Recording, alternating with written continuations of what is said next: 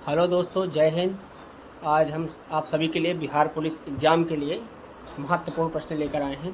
जैसा कि आप सभी जानते हैं कि बिहार का जो पुलिस एग्ज़ाम है वो अगले 20 जुलाई से स्टार्ट है। तो आप सभी हमारे चैनल से जुड़े रहें और अपने नंबर में लगातार इंक्रीज करते रहें।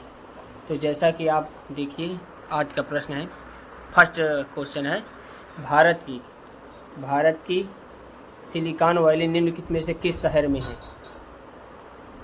फर्स्ट ऑप्शन है देहरादून, सेकंड ऑप्शन है बेंगलुरु और थर्ड ऑप्शन है हैदराबाद और फोर्थ ऑप्शन है श्रीनगर।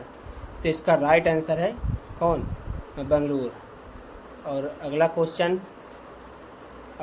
देखें, लिखा है भारत की सबसे बड़ी सुरंग जवाहर सुरंग कौन से राज्य में स्थित है? तो आप फटाफट इसका आंसर दें आप कमेंट बॉक्स में। और इसका फर्स्ट ऑप्शन है हिमाचल प्रदेश और बी ऑप्शन है इसका राजस्थान और पश्चिम बंगाल और लास्ट आंसर है जम्मू कश्मीर। तो इसका आंसर आप दें। तो इसका राइट आंसर है जम्मू कश्मीर। इसका राइट आंसर कौन है? जम्मू कश्मीर। और अब तीसरा प्रश्न अब देखते हैं। तीसरा प्रश्न है अफ्रीका महाद्वीप की सबसे लंबी नदी कौन सी है? तो आप इसका कमेंट बॉक्स में उत्तर दें। तो इसका पहला ऑप्शन है जम्बेजी नदी, दूसरा ऑप्शन है नाइजर नदी, कांगो नदी और नील नदी। तो इसका राइट आंसर कौन होगा? तो इसका राइट आंसर होगा जम्बेजी नदी। अफ्रीका की महाद्वीप की सबसे लंबी नदी कौन सी है? तो वह जम्बेजी नदी।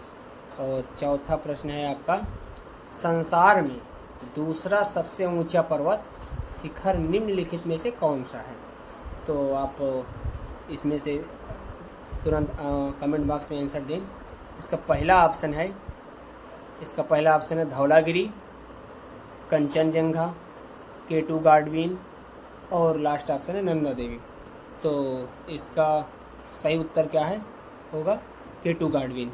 ऐसा पूरा नाम केटू गार्डविन, जो कोई हाल फिलहाल में अगर देखें तो ये जम्मू कश्मीर में कहाँ पीओके वाले क्षेत्र में है, जो मतलब जो अभी है ना पाक ऑक्युपाइड कश्मीर, तो वहाँ पर है केटू गार्डविन अस्टीन। अगला प्रश्न देखते हैं, नल्ला मल्ला पहाड़ियाँ किस राज्य में स्थित हैं? इसका सही उत्तर क्या होगा? कमेंट बॉक्स में उत्तर दें आप। इसका पहला ऑप्शन है उड़ीसा, दूसरा ऑप्शन है मेघालय, तीसरा ऑप्शन है आंध्र प्रदेश और चौथा ऑप्शन है गुजरात। तो इसका राइट आंसर क्या होगा? आप इसका उत्तर दें। तो इसका सही उत्तर क्या होगा? आंध्र प्रदेश। नल्ला मल्ला पहाड़ियाँ किस राज्य में स्थित हैं? तो आंध्र प्रदेश में स्थित हैं। और अगला प्रश्न कौन है? छठा प्रश्न है, माइकल पर्वतमाला किस राज्य में स्थित है? क्या है? माइकल पर्वतमाला किस राज्य में स्थित है? तो इसका सही उत्तर क्या होगा? आप बताएं। पहला ऑप्शन है इसका उत्तर प्रदेश, दूसरा ऑप्शन है राजस्थान और तीसरा ऑप्शन है बिहार, चौथा ऑप्शन है छत्तीसगढ़। तो इसका सही उत्तर क्या होगा? राजस्थान। इसका सही उत्तर क्या होगा? राजस्थान। इसका सही उत्तर क्या होगा? राजस्थान। अब अगले प्रश्न की तरफ चलते हैं। अगला प्रश्न क्या कह रहा है आप देखिए, निम्नलिखित देशों में से किसके पास दुनिया का सबसे बड़ा यूरेनियम भंडार है? क्वेश्चन कह रहा है कि दुनिया का सबसे बड़ा यूरेनियम भंडार किस देश के पास है? तो इसका सही उत्तर क्या होगा? कमेंट बॉक्स में आप बताएं। तो इसका सही उत्तर क्या होगा? यहाँ पर थोड़ा सा ये टाइपिंग एरर हो गया, यहाँ पर कजाकिस्तान रहेगा। तो इसका राइट उत्तर क्या होगा? कजाकिस्तान। इसका जो दुनिया का सबसे बड़ा यूरेनियम भंडार है वो कहाँ है? कजाकिस्तान में। अगर भारत की बात करें तो भारत में सबसे बड़ा यूरेनियम भंडार कहाँ है? वो आंध्र प्रदेश में है। कहाँ है? आंध्र प्रदेश में। तो इसका राइट उत्तर क्या है? और भारत में जो सबसे बड़ा यूरेनियम भंडार आंध्र प्रदेश में है और दुनिया में कौन सा देश है? कजाकिस्तान है। अगला प्रश्न, आठवां प्रश्न है, भारत में निम्नलिखित में से किस राज्य में सबसे लंबी तटरेखा है? तो इसका आप सही उत्तर दें। तो पहला ऑप्शन है इसका तमिलनाडु, दूसरा ऑप्शन है कर्नाटक, तीसरा ऑप्शन है गुजरात और चौथा ऑप्शन है आंध्र प्रदेश। तो इसका सही उत्तर क्या होगा आप बताइए। इसका जो सही उत्तर होगा वो है गुजरात। इसका सही उत्तर क्या होगा? इसका सही उत्तर होगा गुजरात। अगर हम बात करें कि भारत का सबसे ज़्यादा लंबी तटरेखा ये, क्योंकि निम्नलिखित में से है, अगर भारत का सबसे ज़्यादा लंबी तटरेखा देखें तो पश्चिम बंगाल की है, इसकी जो है लंबी तटरेखा। अगर ये बात करें कि भारत की पूरी तटीय रेखा, जो तटीय क्षेत्र है, तटीय सीमा है, वो कितनी है, तो वो है 7516 किलोमीटर। कितनी है? 7516 किलोमीटर है। अगला प्रश्न आप देखें, 9वां प्रश्न है, कन्याकुमारी से कोलंबो, कोलंबो कहाँ है? श्रीलंका में है। कन्याकुमारी से कोलंबो जाने के लिए क्या पार करना पड़ता है? तो पहला ऑप्शन है पाक जलडमरू मध्य, बी ऑप्शन है पाक की खाड़ी, सी ऑप्शन है मन्नार की खाड़ी, और डी ऑप्शन है क्रिकबज डमरू मध्य। तो इसका राइट उत्तर क्या है? इसका जो राइट आंसर है वो मन्नार की क्या है? खाड़ी है। आप इसमें देखेंगे नक्शे में, तो यहाँ पर मन्नार की खाड़ी आपको देखिए, तो इसका जो है राइट उत्तर क्या है? मन्नार की खाड़ी है। अगले प्रश्न की ओर चलते हैं। अगला प्रश्न क्या है? अगला प्रश्न 10वां प्रश्न है, कोयना परियोजना किस राज्य की प्रमुख परियोजना है? इसका पहला ऑप्शन है कर्नाटक, और बी ऑप्शन है इसका गुजरात, और सी ऑप्शन है महाराष्ट्र, और डी ऑप्शन है उड़ीसा। तो इसका राइट आंसर क्या होगा आप बताएं कमेंट बॉक्स में। तो इसका राइट उत्तर जो है वो क्या है? महाराष्ट्र है। इसका राइट उत्तर जो है इसका राइट उत्तर आप बताएं। इसका राइट उत्तर जो है वो महाराष्ट्र में है। ठीक। अब अगला प्रश्न है 11वां प्रश्न, लिखा अंडमान तथा निकोबार द्वीप समूह में सबसे ऊंची चोटी कौन सी है? तो इसका आप उत्तर बताएं। पहला ऑप्शन है इसका माउंट कोया सैडल चोटी। अच्छा देखिए, थोड़ा यहाँ पर ऑप्शन मिरर हो गया, पहला बी आना चाहिए, सी आ गया, तो आप उसको मैनेज कर लेंगे। तो पहला क्या है? अंडमान तथा निकोबार द्वीप समूह में सबसे ऊंची चोटी कौन सी? पहला ऑप्शन है माउंट कोया, सी ऑप्शन है सैडल चोटी, और बी ऑप्शन है माउंट दिवाओलो, और डी ऑप्शन है माउंट थ्रिलर। तो इसका राइट उत्तर कौन होगा? इसका राइट आंसर जो है वो आपका होगा ये सैडल चोटी। कौन है? सैडल चोटी। अब अगले प्रश्न की ओर चलते हैं। अगला प्रश्न है काजीरंगा किसके लिए जाना जाता है? क्या है? काजीरंगा किसके लिए फेमस है? किसके लिए जाना जाता है? किसके लिए जाना जाता है? तो पहला ऑप्शन है गैंडा के लिए, सेकंड ऑप्शन है इसका बाघ के लिए, और थर्ड ऑप्शन है पक्षी के लिए, और डी ऑप्शन है गौर के लिए। तो इसका राइट उत्तर क्या होगा? इसका राइट आंसर क्या होगा? ये होगा गैंडे के लिए। किसके लिए फेमस है? तो वो गैंडे के लिए फेमस है। अगला प्रश्न की ओर हम चलते हैं। अगला प्रश्न है निम्नलिखित में से कौन सा देश मुख्य तांबा उत्पादक देश है? क्या लिखा है? निम्नलिखित में से कौन सा देश मुख्य तांबा उत्पादक देश है? तो इसका पहला ऑप्शन है रूस, दूसरा ऑप्शन है यानी श्रीलंका, बी ऑप्शन, और सी ऑप्शन है चिली, और डी ऑप्शन है इंडोनेशिया। तो आप समझें कि इसका राइट उत्तर क्या होगा, कमेंट बॉक्स में आप बताएं। अगर पता है, नहीं पता तो आप इसको पढ़ें और समझें और याद कर लें। तो इसका राइट उत्तर होगा चिली। क्या होगा इसका राइट उत्तर? चिली। इसका राइट आंसर है चिली। अगला प्रश्न है 14वां प्रश्न, भारत के संविधान में मौलिक कर्तव्य किस संविधान संशोधन द्वारा जोड़ा गया है? किस संविधान संशोधन द्वारा जोड़ा गया है? तो पहला ऑप्शन है 32वें, बी ऑप्शन है 42वें, और सी ऑप्शन है 15वां, डी ऑप्शन है 46वां। तो आप बताएं तो इसका जो राइट आंसर है, राइट उत्तर है वो है कौन? 42वां संविधान संशोधन के तहत मौलिक कर्तव्य क्या है संविधान संशोधन में जो उसमें किया गया था, क्या संशोधन किया गया था। और अब आते हैं 15वें क्वेश्चन। अब 15वां क्वेश्चन क्या कह रहा है आप देखिए। 15वां क्वेश्चन क्या है? भारतीय पुनर्जागरण के जनक के रूप में किन्हें जाना जाता है?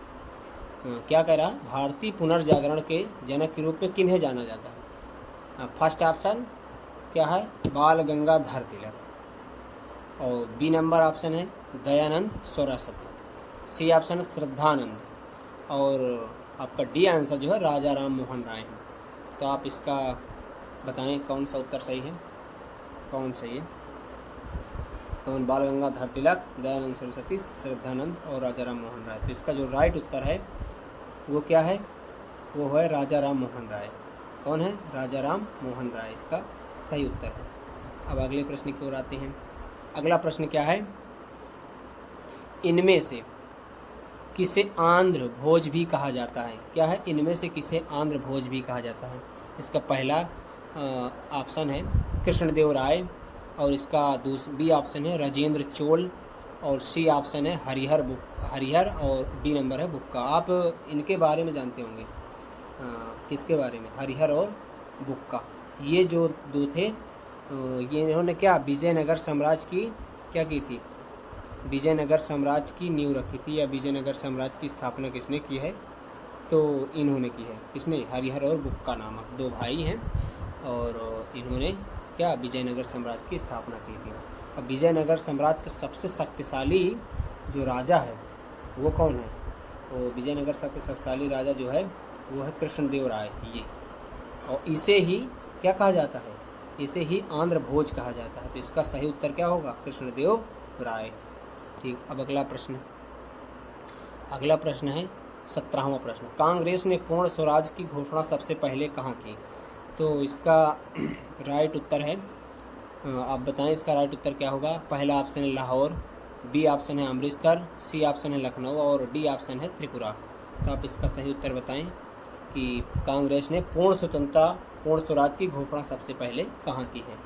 तो इसका बी जो ऑप्शन है वो कौन सही है? तो 17 नंबर का जो ऑप्शन है वो आपका लाहौर, जो कांग्रेस का लाहौर अधिवेशन है वहाँ पर उन्होंने पूर्ण स्वराज की मांग की थी। हाँ, अब ये हुआ कब था? ये 1930 में हुआ था। कब? 30 में। ठीक। अब और अगला आते हैं। अगला प्रश्न है महात्मा बुद्ध ने अपना प्रथम धर्म चक्र प्रवर्तन किस स्थान पर दिया था? तो आप शायद इसका मतलब समझते होंगे क्या है। ये लिखा धर्म चक्र प्रवर्तन। धर्म चक्र प्रवर्तन का मतलब होता है उद्देश्य देने की घटना को, क्या उपदेश, समझ रहे हैं ना आप? इसका मतलब है उपदेश देने की घटना को क्या कहा जाता है? धर्म चक्र प्रवर्तन। और मृत्यु की घटना को कहते हैं महापरिनिर्वाण, और ग्रह त्याग घटना को कहते हैं महाभिनिष्क्रमण। ग्रह त्याग घटना को क्या कहते हैं? महाभिनिष्क्रमण कहते हैं। ठीक। तो एक्चुअली ये पूछ ये रहा है कि महात्मा बुद्ध ने अपना प्रथम जो उद्देश्य है वो धर्म चक्र किस स्थान पर दिया, मतलब प्रथम उद्देश्य कहाँ दिया था?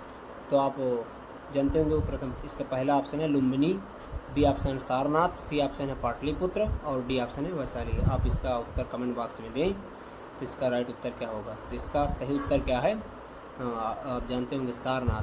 क्या सारनाथ में उन्होंने पहला उपदेश दिया था, और सबसे ज़्यादा उपदेश जो दिया था, सबसे ज़्यादा उद्देश्य जो है उन्हें श्रावस्ती में दिया था। कहाँ? श्रावस्ती में।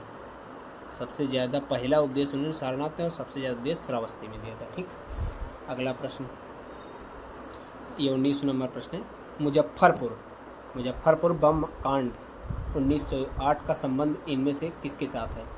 अब आप बताएं। ए नंबर है सावरकर, बी ऑप्शन है अजीत सिंह, और सी ऑप्शन है प्रफुल्ल चाकी, और डी ऑप्शन है बिपिन चंद्र पाल। तो आप इसका राइट आंसर कौन होगा आप बताएं कमेंट बॉक्स में। और तो इसका जो सही उत्तर है वो है कौन? प्रफुल्ल चाकी। कौन है? प्रफुल्ल चाकी इसका सही उत्तर है। और अब आते हैं अगला यानी आज शायद अब ये 20वां प्रश्न है। मौसम बदलने का क्या कारण है? मौसम बदलने का क्या कारण है? इसका पहला ऑप्शन है पृथ्वी का अपनी धुरी पर घूमना, चक्कर लगाना, एवं सूर्य के चारों ओर घूमना, ये चक्कर लगाना। तो ये, और बी ऑप्शन है पृथ्वी का सूर्य के चारों ओर चक्कर लगाना, और सी ऑप्शन है पृथ्वी का सूर्य के चारों ओर चक्कर लगाना व अपने अक्ष पर झुका होना। और इसका पृथ्वी का अपनी धुरी पर चक्कर लगाना व अपनी अक्ष पर झुका होना।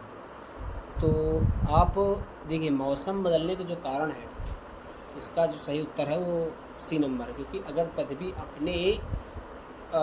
अपने स्थान से अगर झुकी ना हो तो इसका पहले देखिए इसका सही उत्तर क्या है?